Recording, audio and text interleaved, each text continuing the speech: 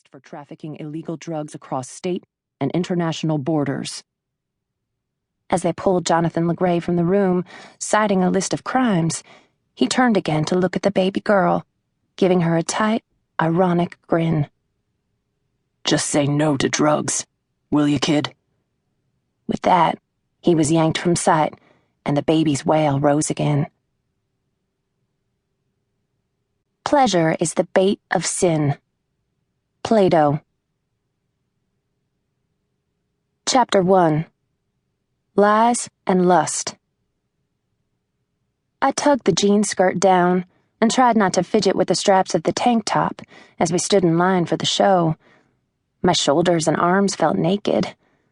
The outfit had been picked out for me by Jay's older sister as an early 16th birthday present, and Jay got us tickets to see a few local bands play, including his latest band infatuation, Lascivious. Their name alone was a strike against them, but I wore a smile on my face for Jay's sake. He was my best friend, after all, my only friend. People at school assumed something was going on with Jay and me, but they were wrong. I didn't like him like that, and there was no question he didn't like me in that way either. I knew his feelings.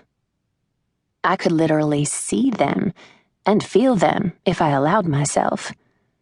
Jay was in his element now, tapping his fingers against his hips. He radiated excitement that I could see around his body as a blinding yellow-orange hue. I let myself soak in his good mood. He ran a hand over his thick, short-cropped blonde hair, then pinched the square tuft of hair under his bottom lip. He was stout and short for a guy, but still a good bit taller than me. A loud song with a thumping beat rang from Jay's pocket. He gave me a goofy grin and began to bop his head back and forth to the rhythm. Oh no, not the crazy booty dance. "Please don't," I begged. Jay broke into his funky ringtone dance, shoulders bouncing and hips moving from side to side. People around us stepped away, surprised, then began to laugh and cheer him on. I pressed my fingers against my lips to hide an embarrassed smile. Just as the ringtone was about to end, he gave a little bow, straightened up, and answered the call. "Sup?" he said. "Dude, we're still in line. Where you at?" It must have been Gregory. "Did you bring our CDs?" "All right, sweet.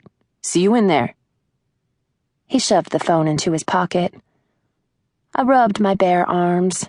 It had been a gorgeous spring day in Atlanta, but the air temperature dropped when the sun disappeared behind the tall buildings. We lived an hour north in the small town of Cartersville. It was strange to be in the city, especially at night. Streetlights came to life above us, and the crowd grew louder with the arrival of dusk. "Don't look now," Jay leaned over to whisper, "but the dude at 3 o'clock is checking you out." I immediately looked, and Jay grunted. How funny. The guy really was looking at me, albeit with bloodshot eyes. He gave me a nod, and I had to suppress a ridiculously girly giggle as I turned back around. I busied myself playing with a strand of my dirty blonde hair. "You should talk to him," Jay said. "No way." "Why not?"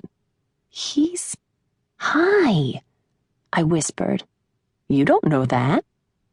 But I did. The colors of someone's emotions blurred when their bodies were under the influence. That guy's were fuzzy at best. Seeing emotions as colors was an extension of my ability to sense others' feelings, their auras.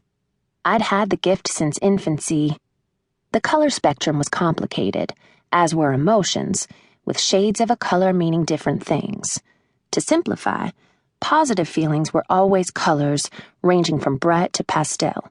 Negative feelings were shades of black, with a few exceptions. Envy was green, pride was purple, and lust was red. That was a popular one. The colors mesmerized me, the way they shifted and changed, sometimes slow and sometimes in rapid succession. I tried not to read people constantly or to stare. It seemed like an invasion of privacy. Nobody knew what I could do, not even Jay or my adoptive mother, Pat.